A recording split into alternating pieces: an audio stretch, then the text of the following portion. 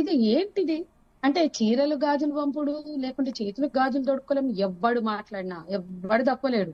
కాంగ్రెస్ వాళ్ళు మాట్లాడతారు, బీఆర్ఎస్ వాళ్ళు మాట్లాడతారు, బీజేపీ వాళ్ళు మాట్లాడతారు. చేతులకు గాజులు తొడుక్కోలేం. ఎన్ని రోజులు బై చేతులకి గాజులు తొడుక్కున్నా తొడుక్కోకున్నా మీకన్నా చాలా గ్రేట్ గా చేయగలిగే ఆడవాళ్ళు మట్టి బిస్కెట్ పిడికలు దొక్కే ఆడవాళ్ళ నుంచి ఈ దేశంలో అంతరిక్షంకి వెళ్ళిన సునీత విలియమ్స్ వరకు చాలా చాలా పవర్ఫుల్ ఉమెన్ ఉన్నారు. చాలా కెపాసిటీస్ ఉన్న వాళ్ళు ఉన్నారు. తుపాకీ గుళ్ళకి బలయ్యారు ప్రజల కోసం. ఎంటెక్ చదివిన శృతి తుపాకీ గుళ్ళకి ఇట్లా బలైపోయింది. బీఆర్ఎస్ గవర్నమెంట్ కాల్చి పొట్టన పెట్టుకుంది. ఎవరు తక్కువ ఉన్నారు? నిర్బంధం ఏం? మా మహిళా సంఘం కార్యకర్తల్ని కాంగ్రెస్ గవర్నమెంట్ లో ఎన్కౌంటర్ చేస్తారు.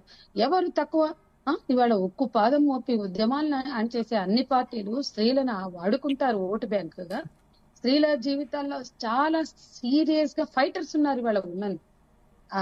తెలంగాణ సాయుధ పోరాటం, ఇంకా ముందు స్వతంత్ర సమర పోరాటం, ఈ దేశ నేను అడుగుతా, దుర్గా బావి, రాణి హజరత్ మహల్, ఝాన్సీ లక్ష్మీబాయి లాంటి వాళ్ళు దేశ స్వతంత్రం కోసం బ్రిటిష్ వాళ్ళకు వ్యతిరేకంగా పోరాడిన మహిళల పాటు ఈ సత్తా ఈ వేళ ఎవరికైనా ఉందా అండి? ఎందుకండి ఊరికే గాజులు దొడుకోలేదు ఎవరిని అవమానిస్తారు? బ్యాన్ చేయాలండి. ఎవడైతే గాజులు దొడుకోలేదని మాట్లాడతాడో అటువంటి వాళ్ళని తీసేసే సంస్కృతి పార్టీలో ఉండాలి. సంస్కారం లేని రాజకీయ నాయకులు వాళ్ళ ఆడవాళ్ళని తీసుకొస్తారు, వ్యక్తుల జీవితాలను తీసుకొస్తారు. అది ఎవరు మాట్లాడినా సరైంది కాదు. మీరు రాజకీయంగా కొట్లాడుకోవడానికి, మీరు రాజకీయంగా వాగ్వివాదాలు చేసుకోవడానికి ఏంటి ఇవాళ మూసీ విషయంలో మేము వారం రోజులుగా తిరుగుతున్నాం. మూసీలో చాలా టెన్షన్ క్రియేట్ చేస్తున్నారు. మూసీ ప్రాజెక్ట్ లో పేదల ఇళ్లను తీసేస్తామంటున్నారు. డెఫినెట్ గా ఇవాళ బడా బాబులు లేకపోతే బలిసిన వాళ్ళు ఆక్రమణలు చేసుకుని 100 కోట్లు 1000 కోట్లు చేసుకున్న వాళ్ళది కొడితే ఎవరి సమస్య కాదు. సామాన్యులు ఇళ్లు కొడుతుంటే సమస్య వస్తే ఆడవాళ్ళు మాట్లాడతారు. ఇల్లు తీసేస్తే వాళ్ళ నివాసం, వాళ్ళ గూడు చెదరగొడితే వాళ్ళ ఆవేశంతో మాట్లాడితే దానికి కౌంటర్ గా ఏ రాజకీయాలు ప్రయోగించాల్సిన అవసరం లేదు. స్త్రీలని లాగవలసిన అవసరం లేదు. స్త్రీలను కించపరచవలసిన అవసరం లేదు. వాళ్ళ ప్రైవేట్ జీవితాలను తీసుకొచ్చి పబ్లిక్ గా బహిరంగంగా ఇట్లా ఎవరు మాట్లాడినా అది సరైనది కాదండి. అది చాలా తప్పుడు సంస్కృతి. ఖచ్చితంగా రైట్. కీర్తిలత గారు ఇందాక విజయ్ గారు ప్రస్తావించినట్టు డైవర్షన్ పాలిటిక్స్ ప్రస్తుతం చర్చ చాలా అంశాల మీద జరగాల్సింది. కానీ చర్చలన్నీ కూడా ఎప్పటికప్పుడు ఏదో ఒక అంశం తెర మీదకి వస్తుంది, పక్కదారి పడుతున్నాయి. ఏంటి ఆ ట్రాప్ లో మీరు కూడా పడుతున్నట్టే ఉన్నారుగా? విపక్ష పార్టీగా మీరు కూడా ఆ ట్రాప్ లో పడుతున్నట్టే ఉన్నారుగా? అధికార పార్టీ ట్రాప్ కి అనుకూలంగా మీరు కూడా వెళ్తున్నారు కదా.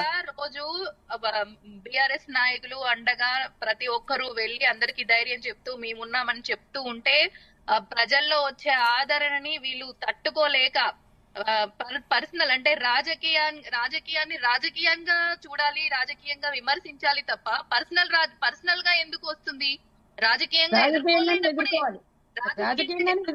ఎదుర్కోలేకని ఇట్లా పర్సనల్ దీనికి దిగుతున్నారు. పర్సనల్ దీనికి దిగినప్పుడు మరి మా పార్టీ నుంచి కాలేదు అని స్టేట్మెంట్ ఇచ్చారు హరీష్ రావు గారు. ఎవరు చేసినా దీన్ని హర్షించదగ్గది కాదు అని చెప్పి మా పార్టీ నుంచి ఒక ముఖ్యమైన నేత వచ్చి దాన్ని ఖండించారు, స్టేట్మెంట్ ఇచ్చారు.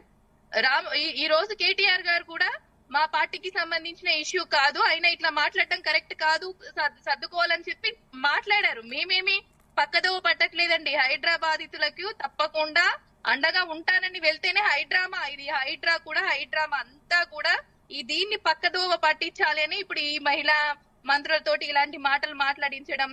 మొన్న కూడా ఒక మన సంధ్య గారు మనం ఒక సేమ్ డిబేట్ లో ఉన్నప్పుడు కూడా నేను ఈ విషయం మాట్లాడాను. ఏంటంటే మొన్న ఒక ఎమ్మెల్యే అంటాడు భోగ మహిళలు అంటాడు సినిమా వాళ్ళని పట్టుకొని. ఆమె రాజకీయంగా ఉంటే రాజకీయంగా ఎదుర్కొని చేతగానప్పుడు పర్సనల్ గా కీర్తిలత గారు ఈ వ్యవహారం ఎప్పుడైతే కొండా సురేఖ ఈ కామెంట్స్ చేశారో అప్పుడే ఇండస్ట్రీకి చెందినటువంటి వ్యక్తులతో కూడా మాట్లాడే ప్రయత్నం మేము చేశాము. ఇక నిర్మాత నట్టి కుమార్ మాకు అప్పుడు అందుబాటులోకి వచ్చారు. ఆయన ఈ అంశానికి సంబంధించి మాట్లాడినటువంటి అంశంలో ఒక 2 పాయింట్లు నేను ప్రస్తావిస్తాను. ఆయన ప్రధానంగా ఈ వ్యవహారంలో కొండా సురేఖ మాట్లాడినటువంటి మాటల్లో కొన్ని నిజాలు ఉండొచ్చు, ఖచ్చితంగా కూడా ఉన్నాయి. అప్పుడు దానికి ఉదాహరణలు కూడా ఆయన చెప్పారు. గతంలో ఎందుకు డ్రగ్స్ వ్యవహారంలో సినిమా ఇండస్ట్రీకి సంబంధించి అంత పెద్ద రచ్చ చేశారు, తర్వాత ఎవరిని కూడా ఎందుకు ఈ కేసు వ్యవహారంలో పూర్తి స్థాయిలో అదుపులోకి తీసుకోలేదు, క్లీన్ చిట్ ఇచ్చేంత పని ఎందుకు చేశారు, దీని వెనకాల కొంత వ్యవహారం నడిచింది అనేది ఆయన అనుమానం. అలాగే ఇండస్ట్రీకి సంబంధించి సినిమాటోగ్రఫీ మంత్రి ఒకరుంటే ఎందుకు ప్రతిసారి కూడా ప్రతి సినిమా ఫంక్షన్ లో కేటీఆర్ కనిపించారు, ప్రతిసారి కూడా ఇండస్ట్రీకి దగ్గరగా ఎందుకు ఆయన మెసిలారు అనేది కూడా ఆయన ప్రశ్న.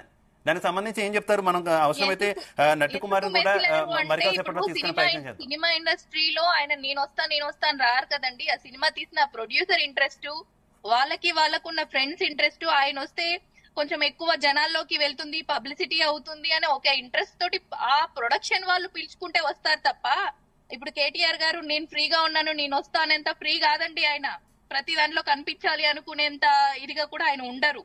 ఆయన చాలా బిజీ పర్సన్. ఆయన ఒక ఐటీ మినిస్టర్ గా ఉన్నారు, ఆయన ఒక వర్కింగ్ ప్రెసిడెంట్ గా ఉన్నారు, చాలా బిజీ ఉంటారు. ఆయన అపాయింట్మెంట్ కోసం తిరిగి ఆయన ఒక్కసారి ఫంక్షన్ కి వస్తే బలగం సినిమా చూశారు, ఆయన వచ్చి ఒక హాఫ్